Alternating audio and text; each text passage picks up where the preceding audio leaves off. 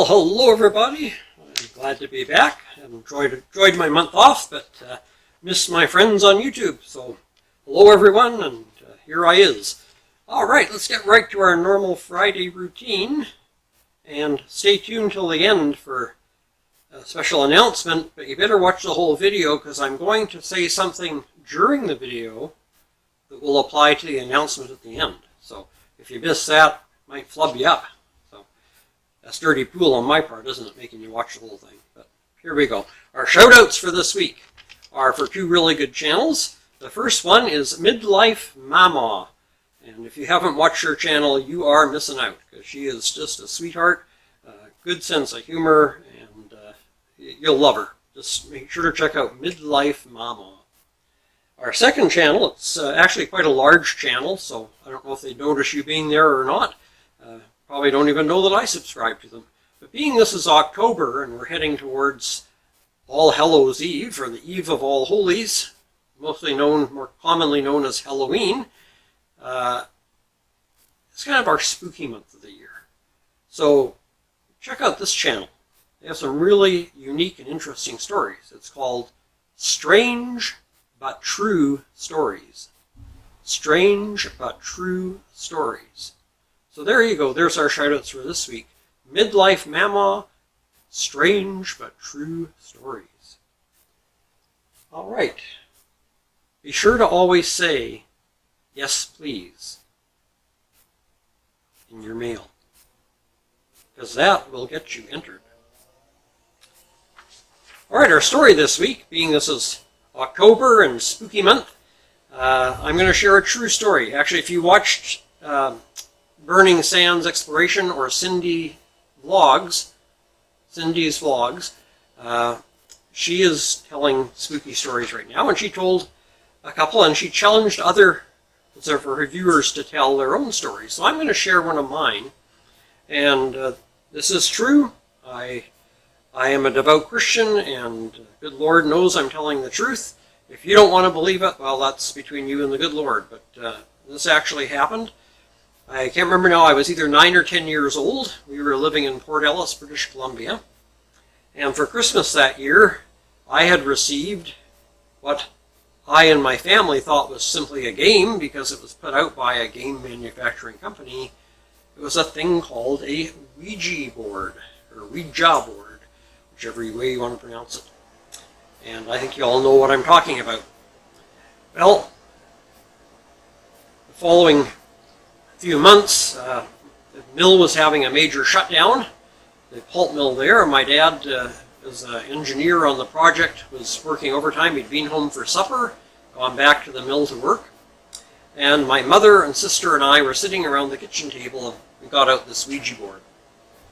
Well, my sister and mother tried it, nothing happened.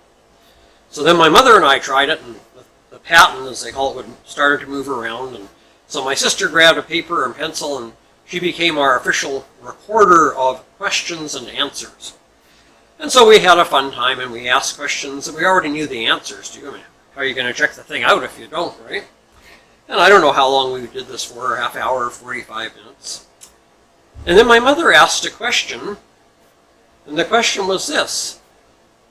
My dad's name was Harry, so now you understand the question. What was Harry's squadron number in the RAF? Royal Air Force. Now, my dad was in several squadrons during his time in the RAF. He was in from the age of 15 till he was 31 or 32. And at the squadron he spent the most time in and felt was sort of his home squadron, if you will, was the one he served with in North Africa and Egypt during most of the war. So my mother asked it, what was Harry's squadron number in the RAF? Well, the pattern sat for a second, and then it started to move. But instead of going to the numbers at the top of the Ouija board, if you're familiar with Ouija boards, it went to the letters. And my sister dutifully wrote down the letters, which made absolutely no sense to any of us sitting around the table. And my mother said, well, looked at me and she said, why'd you do that? I said, I didn't do that, you did that. And she goes, no, I didn't. And I said, well, I didn't do it. She said, well, I didn't either. You must have done it. And so we're accusing each other of moving the pattern to these weird letters, right? Well, my father's squadron number in the RAF that he spent the most years with was 55 Squadron, which I believe now, although it was an active squadron in Bomber Command during World War II, I believe now it's a training squadron, but I'm not positive on that. But anyway, we just got flustered at that point because it was such a weird answer that it gave, and both continuing to accuse each other, left the thing on the kitchen table and we went in the living room to listen to the radio. Where we lived, we could not receive TV at that time. It was way before satellite TVs or cable TV, and we just happened to live in a very deep sort of fjord, and we couldn't pick up TV signals, so no TV, and we would get radio after 6 o'clock in the evening. So we went in the living room and were listening to the radio, and a while later my dad came home, and of course, so how was work? Well, this, that, and the other. What have you guys been up to? My mother says, well, we were using Ian's Ouija board. And she says, we were having fun until Ian had to go ruin it. And I said, what? No, it was you that did it, not me. And back there, the argument again. And my dad says, well, what was the question? My mom said, well, we asked her what your squadron number was in the RAF. My dad says, well, 55. What did it say? So my sister went and got the paper off the kitchen table and showed it to my dad. My dad went white. Handed my sister the paper, went in the kitchen, picked up the Ouija board, the box, the stylus, everything, went outside in the carport and threw it in the garbage. And of course, we're all sitting there stunned, like, what just happened, right? And when Dad came back in, my mom says, well, what was that all about? And he said, well, the Ouija board answered correctly. But instead of saying 55 in numbers or spelling out 55 in English, it spelled out Kamsa Kamsin, which is 55 in Arabic. None of us, my mom, my sister, or I, had any clue or any inkling of Arabic and did not know that 55 in Arabic was Kamsa Kamsin. So I may be mispronouncing that. If you speak Arabic, you can correct me. But anyway, it spells out 55 in Arabic, and none of us knew that except my father. And so he decided that was not a game, and there was something a bit weird going on there, and that was the end of my delving into Ouija boards. So there you have it. There's my weird, creepy tale for October. Now it's time to move on, but before we do, I have to tell you that our Groaner today is sponsored by and sent to us by Moon. If you haven't checked out Moon's channel, please do so. I don't think he puts up a whole lot of stuff, but he's a great guy. Really is a wonderful fellow, and I encourage you to go give him some love. Subscribe to his channel. So Moon, here's the story you sent me. This goes back many years, actually back to my childhood. I used to listen to this program on the radio at night in Port Ellis. After 7 o'clock, there was a radio station in Eugene, Oregon that played old radio programs. And this was one of my favorites, the Lone Ranger. The Lone Ranger. I can always remember it start off with a hearty hi-ho silver!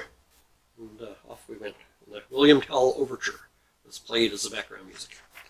So anyway, it says, the Lone Ranger and Tonto were camping in the wilderness. After they got their tent set up, both men fell sound asleep. Some hours later, Tonto woke up, looked around, and woke up the Lone Ranger and said, Kimosabi, wake up. Yeah, Tonto, what is it? Look towards the sky. What do you see? The Lone Ranger, half asleep, rubs his eyes, looks up, and he goes, I see millions of stars. What did that tell you? Asked Tonto. The Lone Ranger ponders a minute and says, astronomically speaking, it tells me there are millions of galaxies and potentially billions of planets. Astrologically, it tells me that Saturn is in Leo. Time-wise, it appears to be approximately 3:15 in the morning. Theologically, it tells me the Lord is all-powerful and we are small and insignificant. Meteorologically, it seems we will have a beautiful day tomorrow. What does it tell you, Tonto? It tells me you dumber than a buffalo. Somebody stole our tent. And there you have that, Groaner. Thank you, Moon, for sending that along. Hope you enjoyed the Groaner for today. Now for the special announcement. I have reached 700 subscribers for the second time. The end of end of August, before I left and took September off, I was up to, I believe, 703 subscribers.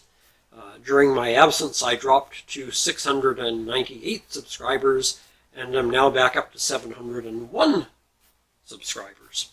So I'm going to just do something fun. I'm going to give away a surprise package. Not telling anybody what's in it. It'll be a nice surprise package. I don't send garbage.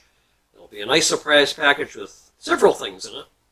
And if you would like to be entered for that surprise package, which I'm going to draw on, I'm not sure what day it is, and look at the calendar real quick.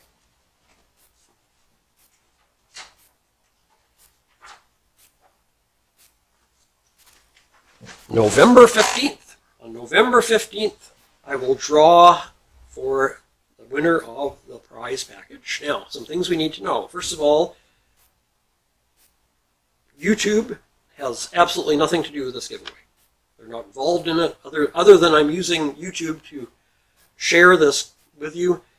It's nothing to do with them. So if you don't win, don't complain to them, complain to me. If you do win and you don't like the prize, don't complain to YouTube, complain to me. And anyway, that's how it goes. They have nothing to do with this. What you need to do if you would like to be entered for the draw for this surprise package is send me a letter, a postcard, some sort of mail to the address you will see at the beginning and end of this video. Excuse me. And hopefully from now till November 15th, we'll give enough time for everybody's mail to arrive here. And at that time, I will number them as they come in, and we'll use this electronic 2000. Those of you who watch my previous draws know what I'm talking about, to find the winner, and then I will mail it off to you. So what do you need to do to enter? Well, you need to send me a piece of mail to the address in the video. You need to put in the keywords that I mentioned earlier in the video. And you have to have a viable mailing address to which I can send your prize if you win. Now, you don't have to include your address in the mail you send me unless you want to, but you will have to provide it. If you win, then I will have you email me your mailing address so I can send you your prize. Sadly, in one of my contests, a very nice, lovely person won the third place package, and unfortunately did not have a mailing address that I could send it to, so that prize was never delivered to the winner. And I feel bad to this day about that, and I'm sure they do too, but unfortunately their family just said, no, you can't give out our address. And well, I can understand that, certain circumstances. So that's the rules. So you have to be able to provide me with an address where I can send your prize, otherwise there's no point winning it, right? So again, the rules are, this has nothing to do with YouTube, it's strictly on me. You have to mail me some kind of piece of mail to my address given in this video. You have to include the secret words that I mentioned earlier in this video, and it has to get here before November 15th. Now, I have no control over the mails, either in Canada or anywhere else in the world, so unfortunately if your piece of mail does not arrive here by November 15th, you won't be included in the draw, and that's not my fault and probably not your fault. I'll have to blame one of the postal services for not doing their job as efficiently as they should. But that's the contest, and it's got some really nice things in the box, so you will enjoy getting it. It's a little bit of something for everybody kind of thing. All right, and if you don't like what you got, maybe you know somebody you can use some of it for Christmas gifts. So hopefully that'll work for you. I'm glad to be back with you. I've missed you all in the month I was gone. Be watching for my comments on your videos. And until next time, next Tuesday when we're making pumpkin muffins, take care, stay safe, and God bless.